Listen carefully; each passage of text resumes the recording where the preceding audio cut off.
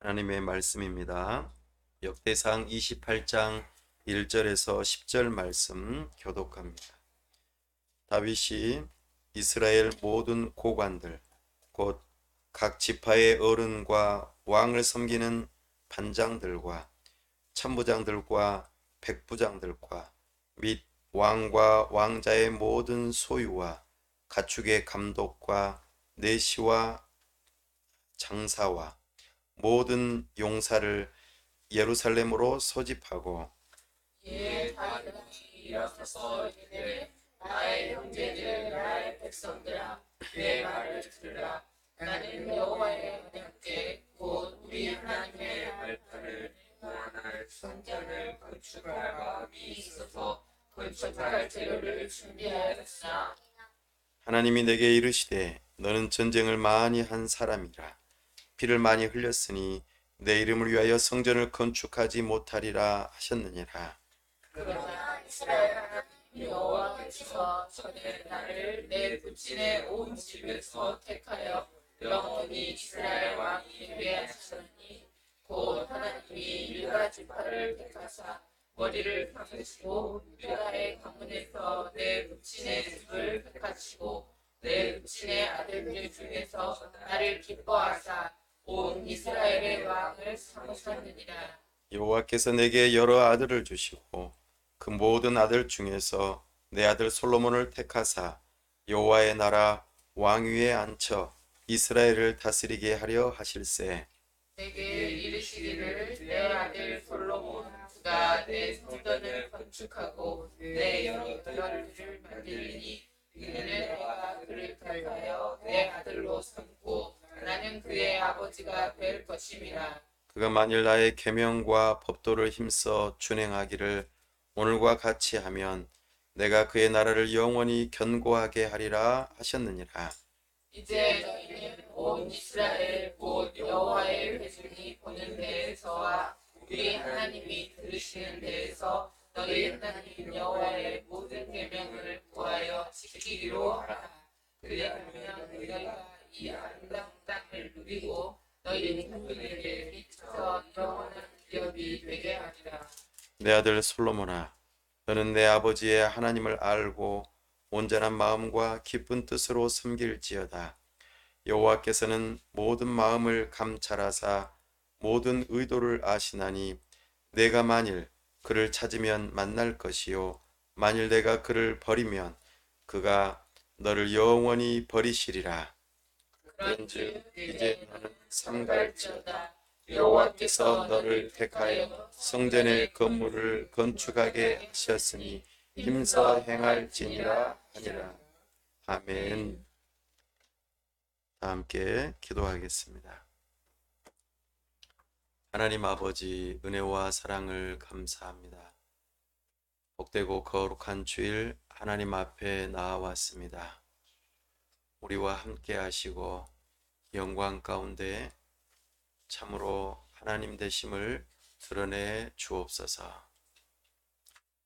특별히 이 시간 우리의 귀에 하나님의 말씀을 들려주시고 우리의 눈이 하나님의 영광을 볼 수 있도록 성령 하나님 우리에게 역사하여 주옵소서.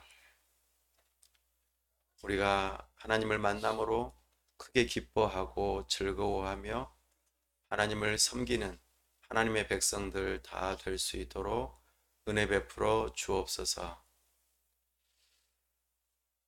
하나님 아버지 가운데 교회를 오늘에까지 이르게 하심을 감사합니다. 참으로 우리 교회가 복음 가운데 거하게 하여 주시고 참으로 하나님의 영광 가운데 거하게 하여 주셔서 온전히 하나님께만 영광이 되는 주님의 몸된 교회가 될 수 있도록 은혜를 더하여 주옵소서. 우리가 어디로 가서 또 누구와 함께 교회를 세워야 할지 우리 하나님께서 선하게 인도하여 주옵소서. 하나님의 적당한 때에 우리 하나님께서 우리에게 예비한 처소를 인도하시고 그곳에서 문 영혼들을 주께로 인도하며 주님의 복음을 흥왕하게 하는데 우리가 쓰임 받을 수 있도록 은혜 베풀어 주시옵소서. 우리 교회를 통하여 하나님의 나라를 이루어 주옵소서. 하나님 아버지, 이 나라와 민족을 불쌍히 여기시며 코로나19의 위기 가운데 우리와 함께 하여 주시며 참으로 겸손하게 하나님의 다스리심에 순복할 수 있도록 은혜 베풀어 주옵소서. 위정자들에게 긍휼을 베풀어 주셔서 하나님을 경외하는 마음으로 법을 세우고 집행하며 이 나라를 다스리게 하여 주옵소서. 우리 하나님께서 은혜를 더하셔서 열방 가운데 캄보디아와 미얀마와 또 아이티와 아프가니스탄을 불쌍히 여기시고 긍휼을 베풀어 주옵소서. 하나님의 사람들을 지켜 보호하여 주옵소서. 우리 주 예수 그리스도 이름으로 기도하옵나이다. 아멘.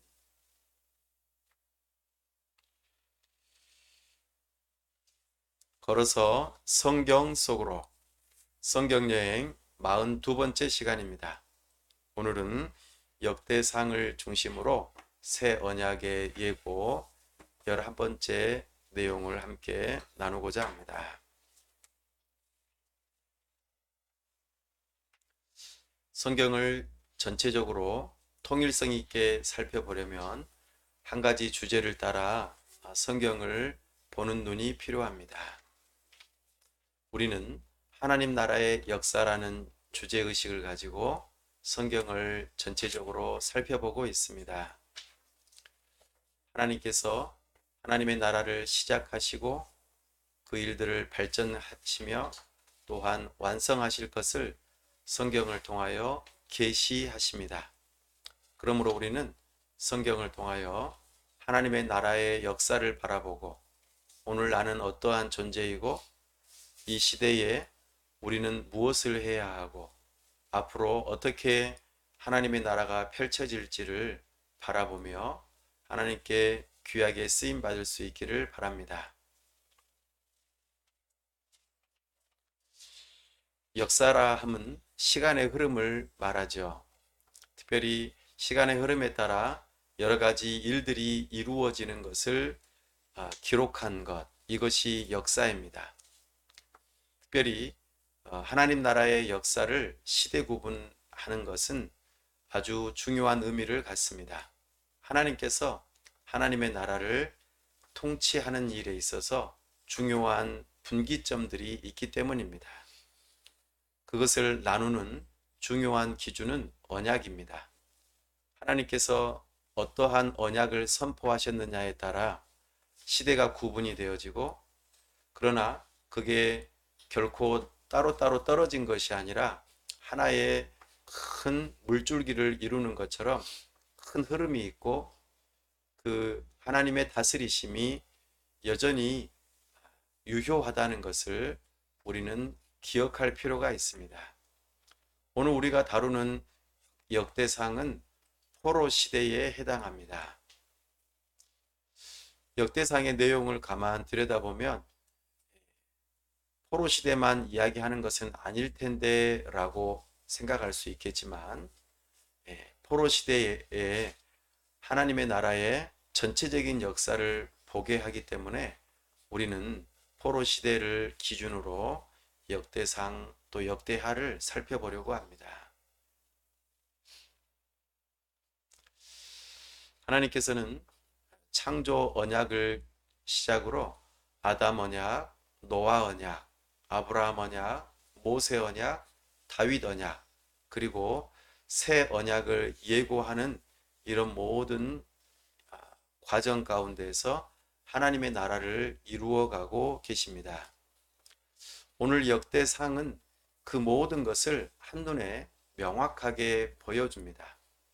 그래서 역대상의 1장 1절에서는 아담부터 시작합니다. 그리고 역대상의 마지막 장에서는 다윗이 이제 솔로몬이 성전 건축할 수 있도록 준비되어지는 그 모든 것을 정리하는 것으로 보여주죠. 그래서 하나님께서 선포하신 그 언약들이 한눈에 볼 수 있도록 소개되고 있고, 그 언약들에 따라서 하나님께서 하나님의 나라를 다스리고 계시는구나, 이것을 한눈에 알아볼 수 있는 성경이 역대상하입니다. 특별히 그 중에서도 오늘은 역대상을 살펴보려고 합니다. 역대상은 전체 29장으로 이루어져 있습니다. 앞에 1장에서 9장까지는 족보 이야기입니다. 그리고 10장에서 29장까지의 내용은 다윗 이야기이죠. 크게 두 부분으로 이루어져 있습니다. 굉장히 간단하죠? 여기에서 말하고자 하는 전체적인 주제는 주권적인 하나님, 그 하나님의 중심에 따라서 역사가 이루어진다는 것입니다. 주권적인 하나님 중심의 역사, 이것이 역대상 또 역대하에서 말하고자 하는 큰 주제입니다. 이 주제의식을 가지고 우리가 역대상 또 역대하를 살펴보게 되면 이런 이야기가 있구나 라고 금방 알아차릴 수 있는 것이죠. 그런데 이 역대상을 읽어가다 보면은 재미있는 것이 참 많습니다. 왜냐하면 이미 구약 성경 사무엘 하에서부터 시작되어졌던 그 모든 내용, 또 열왕기 상, 열왕기 하에 나타났던 내용들이 역대상하에도 동일하게 나타나기 때문에 왜 이걸 또 한번 반복해서 쓰는 거야? 그리고 족보 이야기가 너무 많이 나오니까 사람들이 그냥 읽지 않고 넘어가는 경우가 많이 있습니다. 왜 이렇게 성경은 반복해서 이야기하는 거야? 쓸 이야기가 이렇게 없나? 이렇게 말이죠. 그러나 여기에는 아주 깊은 의미가 담겨 있습니다. 역대상하, 이것은 누가 썼는지 정확하게 알 수 없습니다. 그러나 구약의 전승에 따르면 에스라가 썼을 것으로 추정하고 있습니다. 에스라 기억나십니까? 에스라는 어떤 사람이었습니까? 학자 겸 제사장이었습니다. 그리고 귀한 공동체를 섬기는 데 있어서 특별히 하나님의 백성들에게 하나님의 말씀을 가르치고 또 하나님의 말씀대로 예배하는 공동체가 되도록 이끌었던 중요한 인물이죠. 특별히 에스라가 이 역대상하를 기록한 목적이 있습니다. 그것은 포로 귀한 공동체의 정체성을 일깨워 주기 위함입니다. 우리는 누구지? 나는 누구일까? 나는 왜 이 시대에 태어났고 왜 우리는 페르시아라고 하는 나라의 지배를 받고 있는 걸까? 우리의 근본은 어떻게 되는 거지? 왜 우리는 이 모양 이 꼴이 되었을까? 앞으로 우리는 어떻게 살아야 되지? 이런 정체성의 혼란과 그리고 무엇을 해야 될지에 대한 정확한 방향성을 잡지 못하고 헤매고 있는 그 포로 귀한 공동체를 향하여 너희들은 이런 존재다 라고 가르치기 위함입니다. 오늘 우리가 어떤 성씨를 가지고 있고 그 성씨가 어떠한 계보를 가지고 있는지 가끔 가다가 족보 교육을 받을 때도 있습니다. 그렇구나. 우리는 이런 뼈대 있는 집안이었구나. 또 대한민국은 이런 곳이구나. 또 지금 우리가 살아가고 있는 이 시대는 이런 것이구나. 우리는 장차 어떠한 삶을 살아야 할까라고 생각해 보게 하는 것과 같습니다. 이 역대기는 원래 역대상, 역대하 이렇게 나누어져 있지 않았습니다. 원래 하나로 그렇게 기록되어 있었습니다. 그런데 둘로 나누어서 편집했죠. 왜냐하면 두루마리가 너무 길어지니까. 그래서 구약 히브리어 성경을 헬라어 성경으로 번역하는 성경이 70인경이라는 것이 있습니다. 그것을 번역해서 기록할 때 역대 상하 둘로 나누어서 편집했기 때문에 그것을 오늘 우리가 그대로 받아들이고 있습니다. 역대상의 또 역대상하의 중요한 특징은 구약의 창세기부터의 모든 내용이 다 담겨 있다는 것입니다. 굉장히 요약을 잘 해 놓았습니다. 그래서 역대상하를 읽어보면 구약 성경을 전체 한번 읽은 것과 똑같은 효과를 발휘할 수 있습니다. 어떻게 그게 가능한가? 족보 기법을 썼기 때문입니다. 창세기 기억나십니까? 톨레도트, 계보, 족보라고 하는 의미를 가지고 있는 이 창세기의 고유한 특징. 그래서 짧은 시간 안에 긴 역사를 한 번에 말을 해줄 수 있는 방식이 족보를 기록하는 방식이었습니다. 그래서 이 역대상도 또 하도 마찬가지로 족보 기법을 사용해서 구약의 모든 내용을 한꺼번에 다 담아내는 것이죠.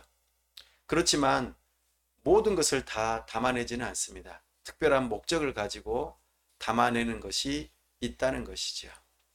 특별히 역대상은 1장에서 9장 이후에 다윗 이야기에서는 대부분 다 사무엘 하의 내용과 아주 유사합니다. 그러나 다윗에 대한 긍정적인 이야기만을 주로 다루고 있습니다. 다윗이 실수하고 잘못하고 죄를 지었던 내용들은 사무엘 하를 보면 됩니다. 그리고 역대상에서는 다윗에 대한 긍정적인 이야기들을 많이 들려주는데요. 이것은 다윗이 성전을 건축하기 위한 준비, 그리고 설계도를 받으면서 참으로 왕으로서 하나님 나라의 중요한 인물, 특별히 다윗의 계보를 따라 오게 될 훗날의 메시아를 강조하기 위해서 다윗의 긍정적인 이야기들을 많이 했다는 것입니다. 그래서 역대상을 살펴보면 다윗의 긍정적인 이야기들이 대부분 다 나오고, 그리고 자신이 해야 할 역할, 성전 건축을 준비하고 또 그 성전 건축에 필요한 모든 물자와 사람들, 그리고 성전이 건축되었을 때에 거기에 섬겨야 할 많은 사람들이 전부 다 준비되어지는 모습들로 나타납니다.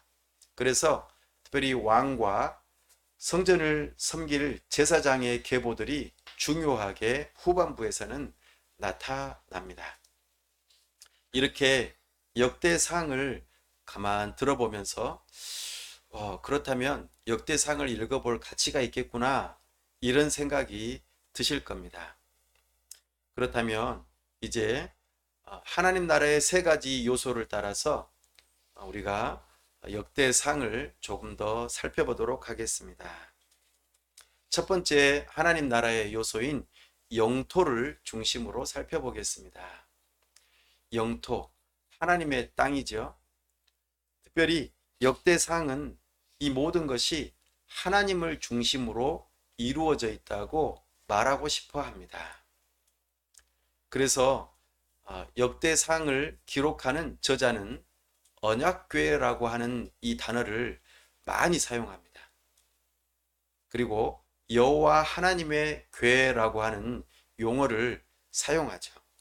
우리 역대상 13장 7절로 한번 가볼까요? 역대상 13장 7절입니다. 우리 함께 읽어보겠습니다. 시작. 하나님의 궤를 새 수레에 싣고 아비나답의 집에서 나오는데 우사와 아이오는 수레를 몰며. 아멘. 지금 하나님의 궤를 이동하는 그 방식을 놓고 이야기하고 있습니다. 그 앞선 그 6절에서는 여호와 하나님의 궤를 메어오려고 하니 이렇게 표현하고 있죠. 네. 참으로 하나님께서 하나님의 방법대로 하나님의 언약궤를 메어 와야 되는데 그게 아니고 수레를 이용해서 이동시키는 그 방법을 이야기하고 있습니다. 이렇게 해서 누가 죽었습니까? 우사가 죽었습니다. 이 이야기들을 왜 하는가? 바로 하나님의 언약궤, 하나님께서 중요하게 여기는 이 언약궤가 어떤 의미를 가지냐 하는 것입니다. 우리 함께 6절 말씀 함께 읽어볼까요? 시작. 바로 그 앞에 절입니다. 다윗이 온 이스라엘을 거느리고 바알라 곧 유다에 속한 기럇 여아림에 올라가서 여호와 하나님의 궤를 메어 오려 하니 이는 여호와께서 두 그룹 사이에 계심으로 그러한 이름으로 일컬음을 받았더라. 아멘. 언약궤, 여호와 하나님의 궤, 이것은 하나님의 임재를 상징하기 때문입니다. 그러니까 거기에 하나님이 계시기 때문에 중요하다는 거죠. 이 하나님의 언약궤는 어디에다가 놔둘까요? 바로 예루살렘 성전에다가 놔두는 것이죠. 그 전에는 성막에 있었습니다. 그러나 이것을 이제 성전을 지어서 거기에 하나님이 정한 장소에 놓으려고 하는 것이죠. 그래서 이 언약궤를 놓기 위해서, 다시 말해서 하나님의 임재를 기억하고 또 하나님께서 우리 모든 것의 중심이 되신다 하는 것을 나타내 보이기 위해서 예루살렘에 성전을 건축하고자 합니다. 그 일을 위해서 다윗의 전쟁이 18장에서 20장 사이에 소개되고 있습니다. 다윗은 전쟁을 많이 했습니다. 그리고 다 승리했죠. 전쟁에서 승리는 곧 평화를 보장하는 것입니다. 평화롭고 평안한 시기에 성전을 건축할 수 있죠.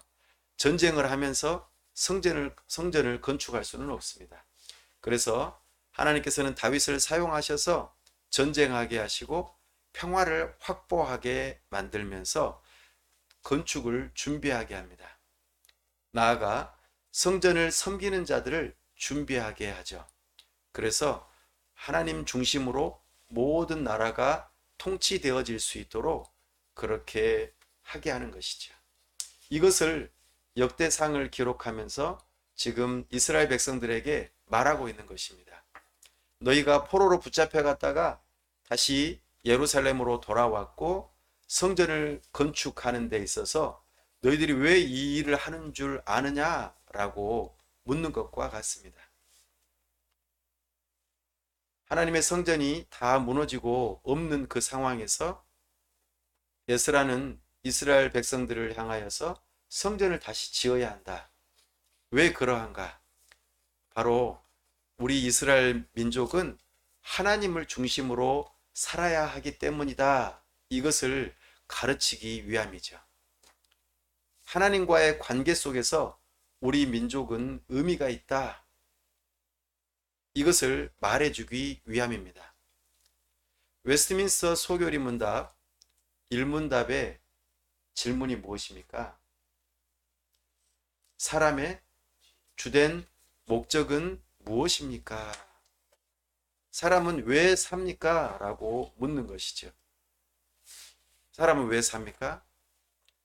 이것에 대해서 우리는 답을 할 수 있어야 합니다. 어떤 사람은 그냥 태어났으니까 살죠.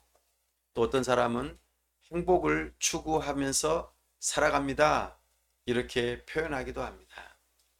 그러나 진정 성경에서 말하는 바는 하나님을 영화롭게 하고 하나님을 영원토록 즐거워하는 것이 바로 사람의 주된 본분이라고 가르쳐 줍니다. 언약궤, 하나님을 섬기는 하나님께서 임재하시는 그 자리에 사람들이 하나님을 중심으로 하나님 앞에 나아오는 것, 이것이 진정한 삶의 의미가 있는 것이라고 지금 가르치고 있는 것입니다. 그러면서 나아가 이 성전을 건축하는 것이 전부가 아니고 장차 우리에게 오게 될 새 성전에 대한 예고를 해주고 있습니다. 바로 그것이 임마누엘입니다. 예수님의 별명이 무엇입니까? 예수님의 별명은 임마누엘입니다.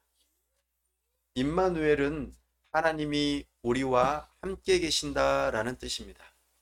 언약궤는 하나님께서 우리와 함께 하심을 눈으로 보이게 상징적으로 나타내 보여주는 중심에 해당되는 것이었습니다. 그렇게 하나님께서 우리와 함께 하신다는 것을 나타내 보이시는 일로 요한복음 1장 14절에 말씀이 육신이 되어 우리 가운데 거하신다고 말씀하시죠. 그리고 예수님께서는 사람들을 향하여 헤롯 성전을 헐라고 명령합니다. 그리고 내가 3일 만에 이 성전을 다시 세우겠다고 하죠. 그러나 사람들은 이게 무슨 말인가 이해를 못합니다. 그러나 요한복음의 저자 요한은 이 일이 곧 성전 자신이신 예수님을 죽이는 것, 그리고 다시 살아나는 것, 이것에 대한 이야기를 하고 계심을 말씀하고 있죠. 사람들은 하나님의 임재를 상징하기 위해서 성전을 짓고 그 가운데 언약궤를 두는 일을 구약에서 했지만 신약에서는 이제 그 성전의 주인공이 되시는 예수님께서 직접 우리와 함께 하시기 위해서 이 땅에 오셨다고 말씀하십니다. 그 사도 요한이 마지막 요한계시록에서는 그 성전 자체가 바로 하나님이시요 우리 주 예수 그리스도라고 말씀하고 있습니다. 우리는 이 역대상을 통해서 하나님의 다스리시는 영토가 바로 하나님께서 그 중심이 되시는구나 라는 것을 우리에게 가르쳐 줍니다. 두 번째로 하나님 나라의 백성이라고 하는 두 번째 영역을 함께 살펴보겠습니다. 하나님께서는 이 역대상을 통하여 주권적이신 하나님이신 것을 우리에게 계시합니다. 주권적이다. 하나님께서 마음대로 하신다는 뜻입니다. 하나님의 뜻대로 모든 것을 하신다는 것이죠. 이것이 주권적이라는 의미입니다. 하나님은 선하신 분이십니다. 그래서 하나님의 뜻은 다 선하죠. 그리고 하나님의 뜻대로 행한다는 것은 선하게 행하신다는 뜻입니다. 하나님께서 이스라엘 백성들을 향하여서 주권적으로 일하시는 모습, 선하게 일하시는 그 모습을 이 역대상에서 우리에게 보여줍니다. 그래서 역대상 1장에서 9장까지는 이스라엘의 족보를 보여줍니다.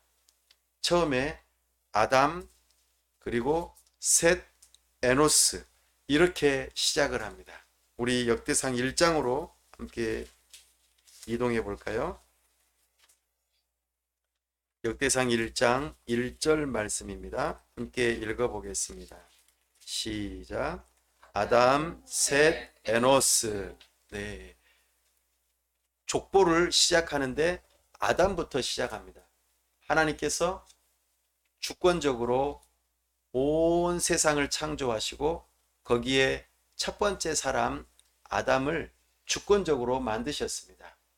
선하신 하나님께서 모든 것이 좋다, 선하다고 말씀하셨고 사람을 지으실 때에는 매우 좋아하셨습니다.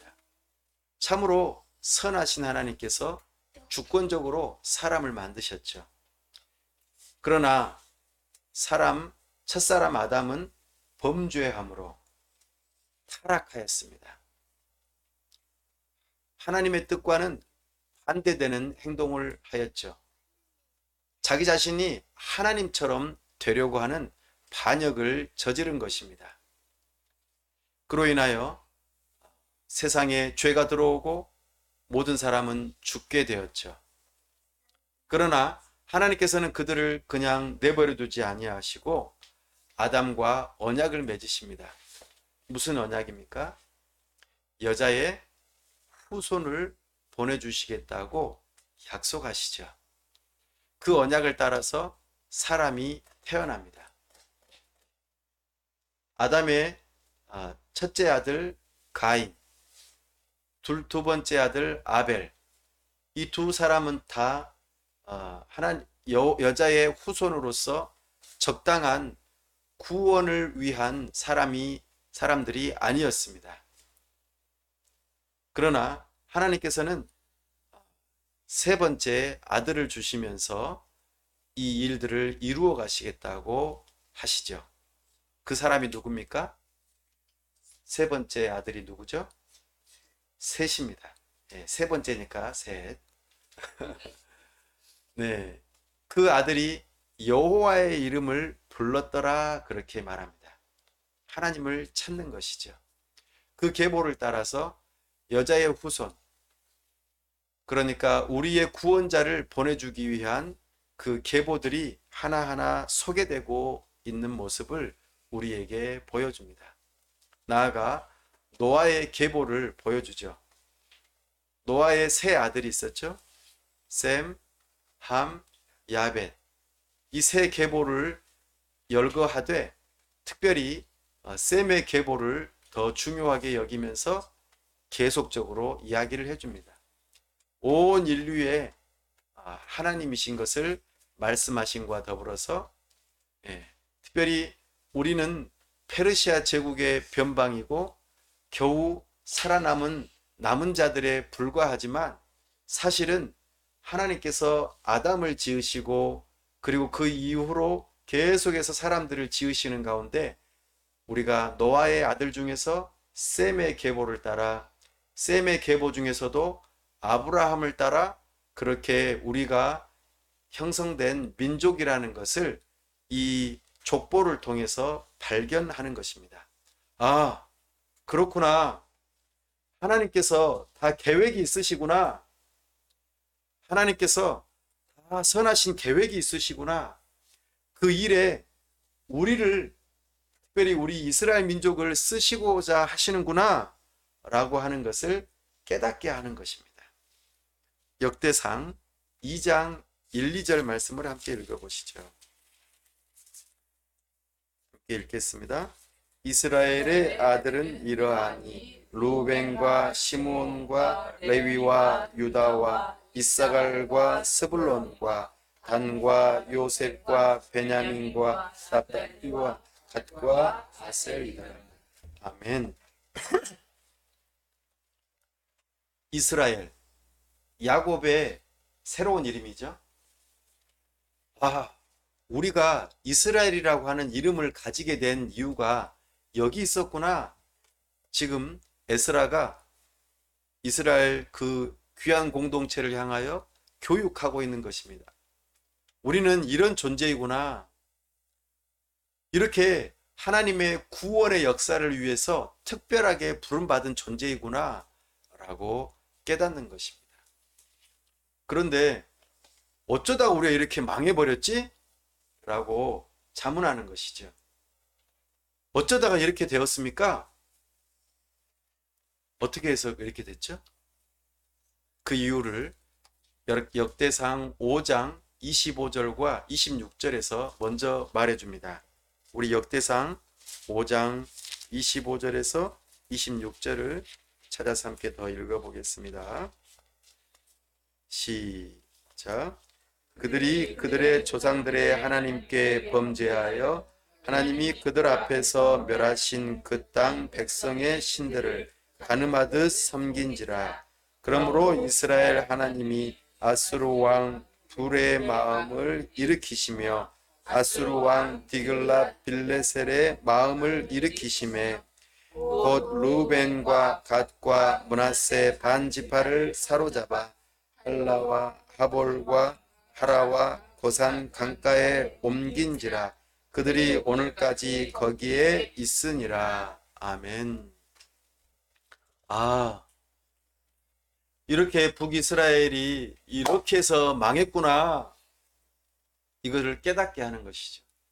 하나님을 떠나고 하나님께서 섬기지 말라고 하는 그 우상을 섬기는 일로 인해서 북이스라엘이 망했구나. 두 번째 이유. 남유다는 왜 망했는가? 우리 9장 1절로 함께 가볼까요?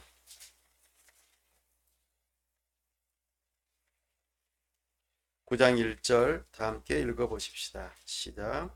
온 이스라엘이 그 계보대로 계수되어 그들은 이스라엘 왕조 실록에 기록되니라. 유다가 범죄함으로 말미암아 바벨론으로 사로잡혀 갔더니. 아멘. 남유다는 왜 또 망했습니까? 범죄함으로. 우리가 망한 이유가 있구나. 그런데 이제 망했다가 되돌아왔다는 것이죠. 왜 되돌아왔을까? 하나님께서 선하신 계획이 있기 때문이구나. 하나님께서는 이 모든 북이스라엘과 남유다의 사람들을 다시 하나로 만들고 싶어 하세요. 그래서 여기서는 표현되어지기를 온 이스라엘이라는 말로 표현되어집니다. 북이스라엘과 남유다가 하나가 되어져서 이제 우리가 하나님을 함께 섬겼던 때가 있지 않느냐. 그게 바로 다윗 때였다.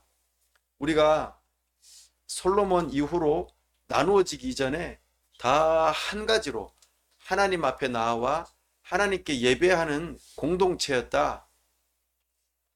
우리를 통하여 하나님의 구원의 역사가 이루기려고 하셨는데 우리가 그것을 놓치고 우리 마음대로 살았구나. 이것을 깨닫게 하려고 하는 것이지요. 그래서 하나님의 그 계획 가운데에는 이제 북과 남으로 나누어져 있던 이 나라가 다시 하나가 되어지게 하고자 하는 하나님의 선한 계획이 있음을 이 역대상을 통하여 우리에게 말해줍니다. 우리가 다시 합쳐야겠구나. 우리가 다시 하나님께로 돌아가야겠구나. 그때로 돌아가야겠구나. 라고 말이죠. 이것이 역대상 11장 4절에서 나타납니다. 우리 함께 읽어볼까요? 11장 4절 시작. 다윗이 온 이스라엘과 더불어 예루살렘 곧 여부스에 이르니 여부스 땅의 주민들이 거기에 거주하였더라. 아멘. 온 이스라엘과 더불어. 우리가 남이 아니다. 우리가 남이 아니다. 우리는 서로 하나였다. 이것을 강조하고 하나님을 중심으로 하나님께서 우리를 통하여 하나님의 구원 계획을 이루고자 하는 이 이스라엘이 다시 회복되기를 원한다는 것을 지금 이 역사를 기록하는 저자가 강조하면서 말하고자 합니다. 그런데 특별히 역대상에서는 여러 족보들을 이야기하지만 특별히 강조하는 족보가 있다고 말씀드렸습니다. 바로 다윗의 족보입니다. 다윗은 어느 지파 사람입니까? 유다 지파의 사람입니다.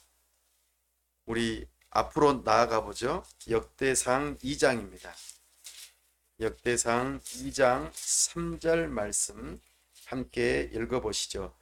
이스라엘의 12지파를 이야기하면서 가장 먼저 첫째 아들 루벤을 이야기하지 않고 네 번째 아들 유다를 먼저 언급합니다. 2장 3절 시작. 유다의 아들은 에르와 오난과 셀라니. 이 세 사람은 가나안 사람 수아의 딸이 유다에게 낳아준 자요. 유다의 맏아들 에르는 요십에 악하였으므로 여호와께서 죽이셨고. 아멘. 유다 지파를 왜 이렇게 먼저 언급할까요? 넷째를 첫 번째로 언급을 합니다. 왜냐하면 다윗 왕을 이야기하고 싶기 때문입니다. 다윗의 그 가문의 후손 가운데 누가 태어나기 때문이죠?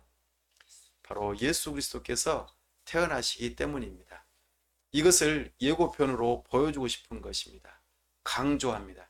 이것은 이미 다윗을 향하여서 하나님께서 언약하셨던 다윗 언약 때문에 이 저자는 여기에 초점을 맞추고 유다 지파를 강조해서 먼저 말하고 있습니다. 참 재미있죠? 이것이 하나님의 주권적인 뜻, 선하신 뜻이라고 말하고 있습니다. 그래서 유다 지파를 통하여서 하나님께서는 왕이 나오게 하죠. 베냐민 지파의 사울을 다음으로 다윗을 세우는 모습을 우리는 발견합니다. 우리 함께 역대상 10장 13절로 또 이동해 보겠습니다. 좀 어지럽죠? 왔다 갔다 하니까. 그러나 우리가 이 역대상을 통하여서 우리 하나님께서 주권적으로 선하신 뜻대로 하나님의 뜻을 이루어 가신다는 것을 발견한다면 우리는 역대상을 결코 놓치지 않을 수 있을 것입니다. 역대상 10장 13절과 14절 함께 읽어보겠습니다. 사울이 죽은 것은 여호와께 범죄하였기 때문이라. 그가 여호와의 말씀을 지키지 아니하고 또 신접한 자에게 가르치기를 청하고 여호와께 묻지 아니하였으므로 여호와께서 그를 죽이시고 그 나라를 이새의 아들 다윗에게 넘겨 주셨더라. 아멘. 왕권이 사울에서 다윗에게로 넘어가죠. 그 이유를 설명합니다. 그러나 왜 다윗이어야 합니까? 라고 묻는다면 그 답은 뭘까요? 하나님 마음이에요. 근데 그 하나님의 마음이 폭군의 마음이 아니라 선하신 하나님의 주권적인 뜻이라는 것입니다. 하나님 왜 다윗을 선택하셨어요? 그에게 왜 왕위를 물려주셨어요? 하나님 마음이에요. 다윗의 아버지는 누구였죠? 이새였습니다. 이새에게는 여러 명의 아들들이 있었어요. 근데 유독 막내 다윗에게 그 왕위를 물려줬다는 것 또한 놀라운 일 아닙니까? 하나님 왜 첫째에게 안 주고 막내에게 줍니까? 답이 뭐라고요? 하나님 마음이다. 근데 그 하나님 마음은 주권적이고 선하시다. 그렇게 다윗을 세우시고 하나님께서는 어떻게 하셨죠? 다윗이 하는 모든 일, 또 다윗의 여러 가지 환경들을 하나님께서 선하게 이끌어 가시고 주권적으로 다스리시는 모습을 이 역대상에서는 계속적으로 보여줍니다. 그 증거들을 좀 더 찾아볼까요? 역대상 11장 9절입니다. 함께 읽어보겠습니다. 역대상 11장 9절 시작. 만군의 여호와께서 함께 계시니 다윗이 점점 강성하여 가니라. 아멘. 그래서 질문. 하나님, 왜 다윗이 점점 강성해져 가죠? 그 이유가 무엇이죠? 답은 뭡니까? 만군의 여호와께서 함께 하시니까. 아니, 하나님, 왜 다윗에게 하나님께서 함께 하십니까? 하나님 마음이에요. 하나님께서 함께 하시니까 강성해져 갔대요. 우리 12장 18절 말씀 읽어보겠습니다. 12장 18절 말씀 함께 읽어보겠습니다. 시작. 그때의 성령이 30명의 우두머리 아마새를 감싸시니 이르되 다윗이여 우리가 당신에게 속하겠고 이새의 아들이여 우리가 당신과 함께 있으리니 원하건대 평안하소서. 당신도 평안하고 당신을 돕는 자에게도 평안이 있을지니 이는 당신의 하나님이 당신을 도우심이니이다 한지라. 다윗이 그들을 받아들여 군대 지휘관을 삼았더라. 아멘. 여기서 또 질문. 하나님, 여기 30명의 엄청난 용사들이 왜 다윗에게 붙어서 함께 일하죠? 왜 그렇습니까? 그 이유가 여기서 뭐라고 나옵니까? 당신의 하나님이 당신을 돕기 때문에 우리가 당신과 함께 일하고 싶습니다. 이러는 거예요. 왜 이런 일이 있죠? 왜 하나님 왜 다윗을 도와주십니까? 뭐라고요? 답이? 하나님 마음이에요. 하나님의 선하신 그 주권적인 뜻입니다. 놀랍지 않습니까? 증거는 더 있습니다. 14장 17절 14장 17절입니다. 함께 읽어보겠습니다. 시작. 다윗의 명성이 온 세상에 퍼졌고 여호와께서 모든 이방 민족으로 그를 두려워하게 하셨더라. 아멘. 다윗의 이름이 높아지고 있어요. 그리고 모든 나라 사람들이 다윗을 두려워해요. 왜요? 왜 그렇습니까? 예, 하나님 마음에 하나님께서 그렇게 행하셨어요. 놀랍지 않습니까? 다윗은 이 하나님의 주권적인 뜻 안에 있었습니다. 사실 은혜를 입은 거죠. 하나만 더 살펴보겠습니다. 역대상 18장 6절입니다. 역대상 18장 6절 함께 읽어보겠습니다. 시작. 다윗이 다메섹 아람의 수비대를 두매 아람 사람이 다윗의 종이 되어 조공을 바치니라. 다윗이 어디로 가든지 여호와께서 이기게 하시니라. 아멘. 아니 아람 사람들이 다윗에게 조공을 바쳤대요. 왜요? 여호와께서 어디로 가든지 이기게 하시니까. 필승 반드시 승리하게 하시니까. 아니 왜요? 왜 하나님 맨날 다윗만 승리하게 하셔요? 너무한 거 아니에요? 답은 하나님 마음이에요. 이것을 주권적인 하나님이라고 표현해요. 하나님께서 다윗에게 이런 은혜를 주셨어요. 하나님께서 그로 하여금 이기게 하셨어요. 하나님께서는 모든 사람을 붙여주기도 하시고 어떤 어려운 환경에서도 이기게 하시고 어떤 일들을 행하게 하기도 하시죠. 그뿐인 줄 아십니까? 하나님께서는 사람의 마음도 주관하셔요. 우리 역대상 29장으로 가보겠습니다. 역대상 29장 마지막 장이죠. 14절부터 19절까지 우리 함께 읽어보겠습니다. 29장 14절에서 19절입니다. 시작. 나와 내 백성이 무엇이기에 이처럼 즐거운 마음으로 들을 힘이 있었나이까.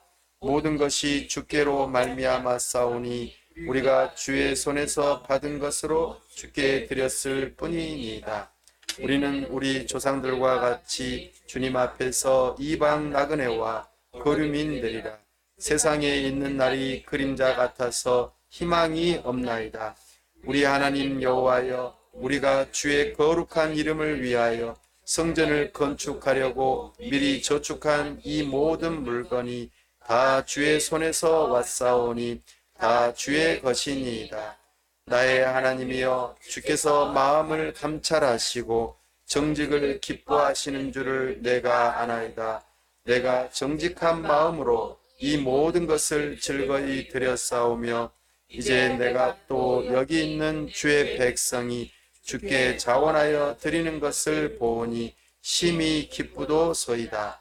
우리 조상들 아브라함과 이삭과 이스라엘의 하나님 여호와여, 주께서 이것을 주의 백성의 심중에 영원히 두어 생각하게 하시고 그 마음을 준비하여 주께로 돌아오게 하시오며 또 내 아들 솔로몬에게 정성된 마음을 주사 주의 계명과 권명과 율례를 지켜 이 모든 일을 행하게 하시고 내가 위하여 준비한 것으로 성전을 건축하게 하옵소서 하였더라. 아멘. 다윗이 자기가 성전을 건축하기 위해서 많은 걸 준비하고 마음을 쏟고 솔로몬이 정성된 마음으로 성전을 건축하는 이 모든 것 다 누가 주시는 마음이라고요? 하나님께서 주시는 마음이라고요. 여러분들의 생각과 마음 속에 어떤 마음이 가득 차 있습니까? 내가 생각하고 내가 원하는 것들로 마음에 가득 차 있습니까? 아니면 하나님께서 원하시는 마음으로 가득 차 있습니까? 오늘 나에게 주어진 이 환경은 내가 원하는 대로 이루어진 환경입니까? 아니면 하나님의 인도하심이 있다고 믿는 환경입니까? 내가 현재 있는 위치가 왜 자꾸 우리는 북으로만 가야 하는가? 라고 물을 때에 또는 나는 교회에서 이런 위치에 있는데 나는 왜 이렇게 있지? 라고 혹시 생각해 보셨습니까? 우리 교회의 운명은 어떻게 될까요? 하나님께서는 교회를 시작하셨어요. 그리고 그 교회를 이루어 가시고 교회를 통하여 하나님의 나라를 이루시겠다고 계획하셨어요. 그리고 그 일을 함께 할 사람들을 부르고 모으세요. 너무나 놀랍지 않습니까? 우리는 이 교회가 언제 문을 닫을지 알 수 없어요. 그러나 하나님께서 실패하실까요? 아닙니다. 하나님께서는 반드시 교회를 통하여 이 마지막 시대에 하나님의 나라를 이루시겠다고 약속하셨어요. 그러면 하나님의 뜻은 반드시 이루어지겠죠. 오늘 우리가 이러한 모습, 우리가 어떠한 교회의 모습으로 있어야 할지, 또 우리는 어떤 역할을 해야 할지 이런 부분들에 대해서 우리는 하나님의 주권적인 뜻을 깨달아 알아야 합니다. 그리고 하나님의 도우심을 구해야 하고 하나님께서 우리의 마음을 주관하셔서 그 일들을 행하도록 우리를 써달라고 나아가야겠죠. 우리 조금 전에 읽었던 앞에 본문을 조금 더 읽어보겠습니다. 우리가 할 일, 교회가 해야 할 일이 무엇이죠? 우리를 왜 부르셨습니까? 29장 10절에서 13절에 그 답이 나옵니다. 우리 13절 말씀만 한번 읽어보겠습니다. 시작. 우리 하나님이여, 이제 우리가 주께 감사하며 주의 영화로운 이름을 찬양하나이다. 아멘. 교회의 역할이 뭐냐면 바로 예배하는 것입니다. 하나님의 이름을 높여드리는 거예요. 우리가 모여서 함께 하나님의 이름을 높여드리고 흩어지면 어떻게 해야 되죠? 하나님의 이름을 전해야 되는 거죠. 전도하는 것이죠. 이것이 우리 교회의 역할입니다. 이 일을 통해서 무엇을 이루고자 하시는 거죠? 하나님의 나라를 이루고자 하시는 것입니다. 하나님의 주권적인 뜻이 교회에 있어요. 하나님께서는 우리와 함께 하십니다. 하나님께서 다윗에게 함께 하셨던 것처럼 만군의 여호와께서 우리 교회와 함께 하신다고요. 왜요? 예수님의 핏값으로 세우신 것이 교회이기 때문입니다. 그 교회를 하나님께서는 도와주시지 않으실까요? 하나님께서는 교회를 위하여서 앞서 행하시지 않으실까요?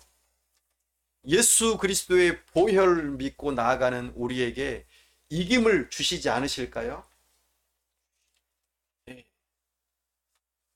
성령을 선물로 주신 모든 사람들의 마음을 주관하시는 그 하나님께서 우리 교회의 한 사람 한 사람의 마음을 주관하지 않으실까요?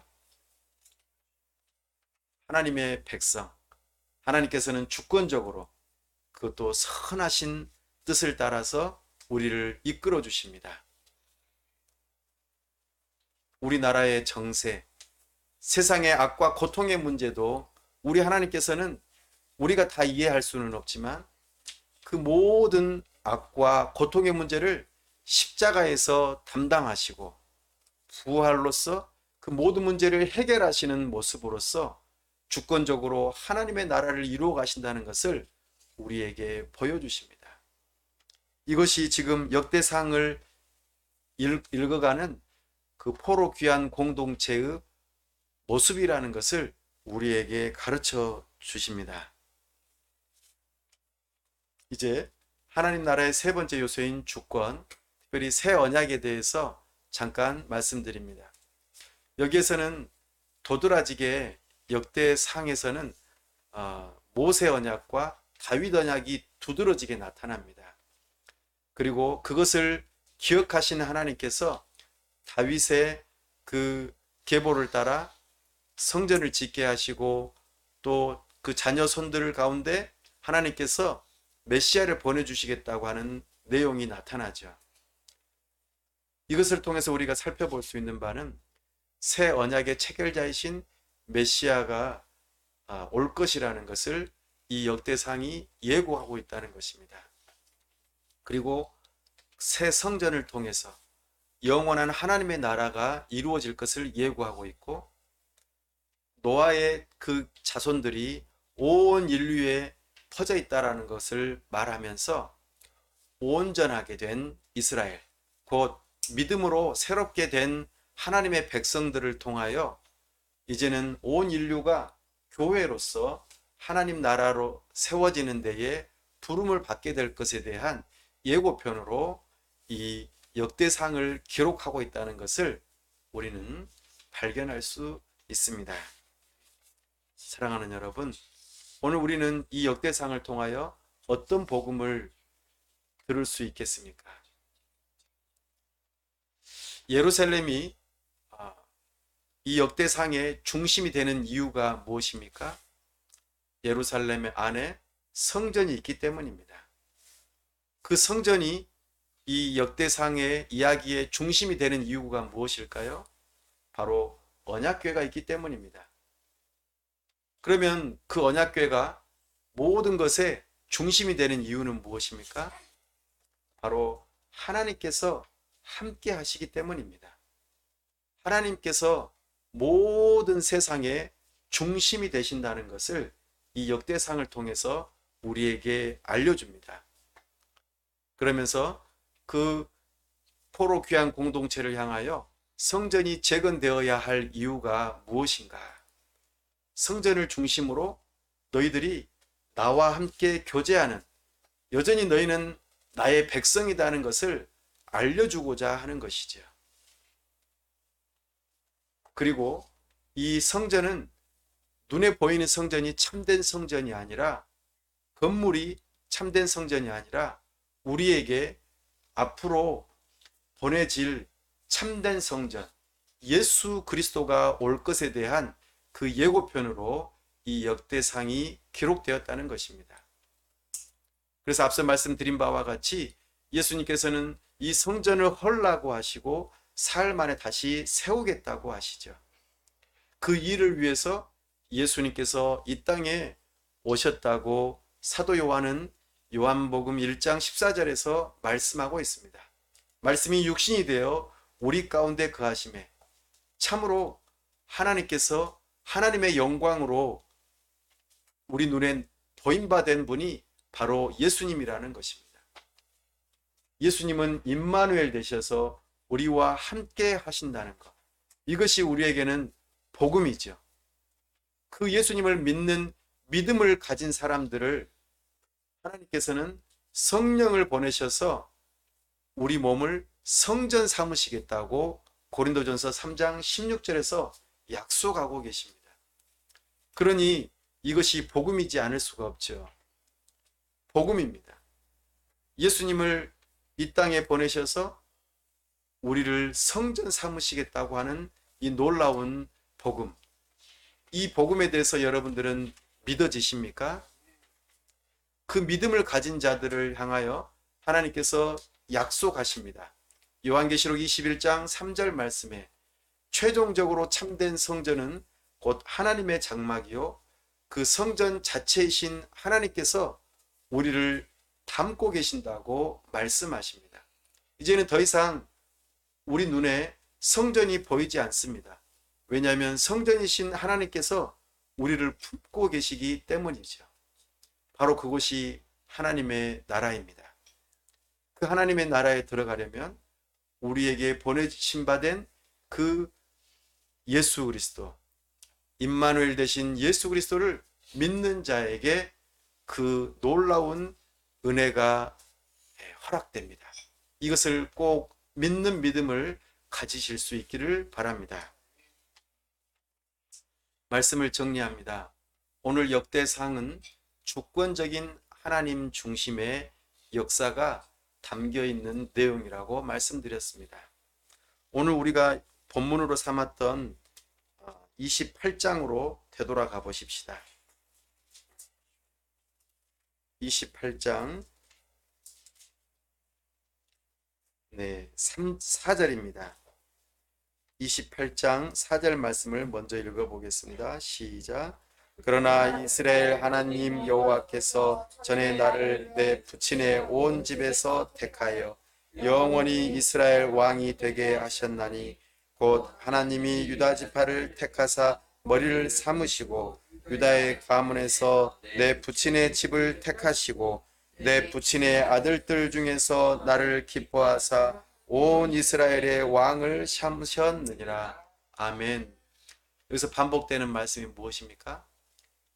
택하여, 택하사, 택하시고, 기뻐하사, 머리를 삼으시고, 왕으로 삼으셨다. 5절 말씀이요. 여호와께서 내게 여러 아들을 주시고 그 모든 아들 중에서 내 아들 솔로몬을 택하사 여호와의 나라 왕위에 앉혀 이스라엘을 다스리게 하려 하실세. 아멘. 아들 중에 아들을 택하사 그리고 그 아들을 내 아들로 삼았다라고 말씀하십니다. 사랑하는 여러분, 이것이 하나님의 주권입니다. 내가 뭐 잘한 것이 있어서 하나님으로부터 택함을 받을까요? 아닙니다. 이스라엘 백성들은 너무나도 약한 민족이었습니다. 너무나도 힘이 없는 민족이었습니다. 그들이 뭔가 잘나서 하나님께서 택하신 것이 아닙니다. 하나님의 주권적인 선하신 뜻대로 선택하셨고 그 가운데서 또 택하셔서 다윗을 세우시고 솔로몬을 세우시고 하나님의 뜻을 이루어 가신다고 말씀하십니다. 사랑하는 여러분, 하나님을 알고 온전한 마음과 기쁜 뜻으로 하나님을 섬길 수 있기를 바랍니다. 이것이 우리를 부르신 부름입니다. 하나님께서 우리를 향하여 말씀하고 있습니다. 하나님의 주권적인 뜻 안에 부름받았다면 우리는 하나님을 힘써 알아야 합니다. 그리고 온전한 마음으로 기쁜 뜻으로 하나님을 섬기기를 바랍니다. 그 일을 위해서 하나님께서는 우리를 향하여 하나님을 찾아서 만나라고 하십니다. 그런 자들 하나님께서는 만나 주십니다. 그리고 은혜를 주시고 하나님 나라의 귀한 역사 가운데 우리를 사용하십니다. 10절 말씀 읽어보십시다. 그런즉 이제 너는 삼갈지어다 여호와께서 너를 택하여 성전의 건물을 건축하게 하셨으니 힘써 행할지니라 하니라. 아멘. 하나님, 저를 왜 부르셨어요? 하나님의 뜻입니다. 하나님의 선하신 뜻입니다. 하나님, 저에게 왜 목사의 직분을 주셨어요? 하나님, 왜 저에게 성도의 직분을 주셨습니까?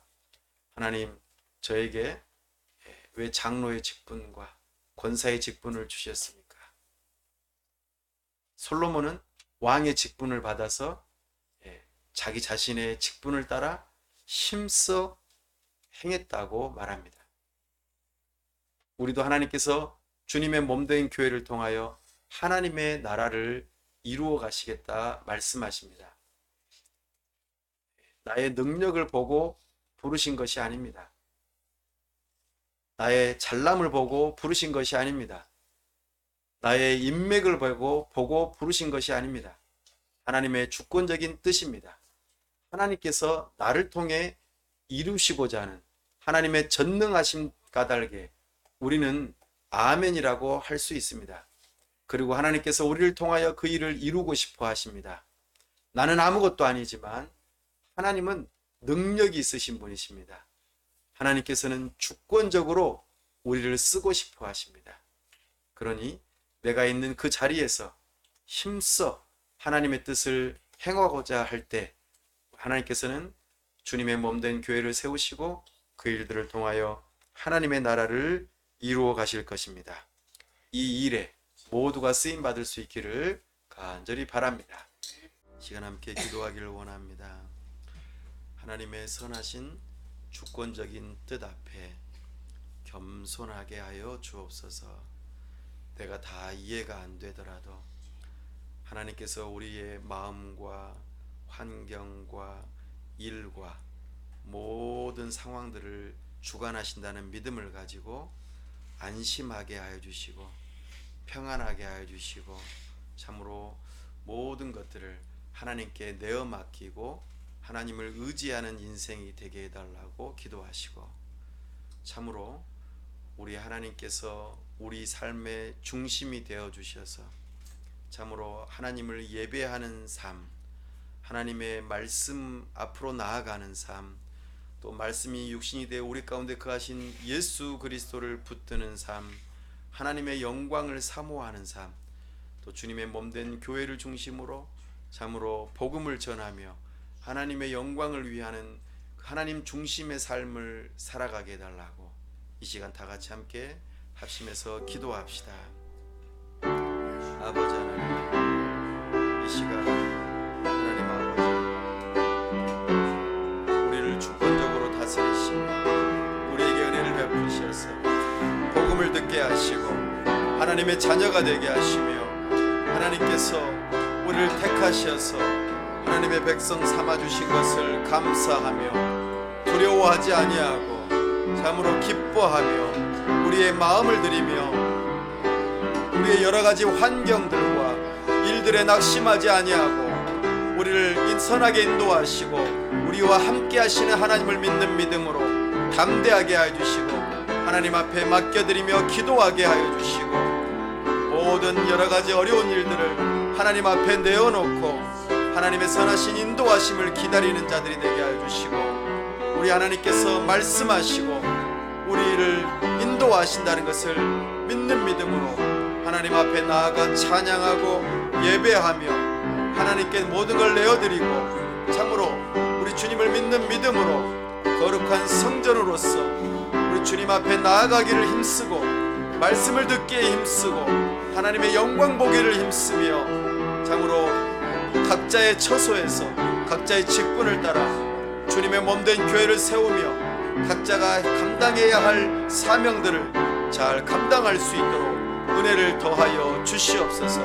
우리를 통하여 하나님의 나라가 이루어지는 놀라운 역사가 있도록 은혜 베풀어 주시옵소서. 우리 하나님께 함께 하시고 도와주시기를 원합니다. 주님의 말씀에 순종하는 우리 모두가 될 수 있도록 은혜 베풀어 주시옵소서. 은혜를 더하여 주시옵소서. 우리 주 예수 그리스도의 이름으로 기도하옵나이다. 아멘.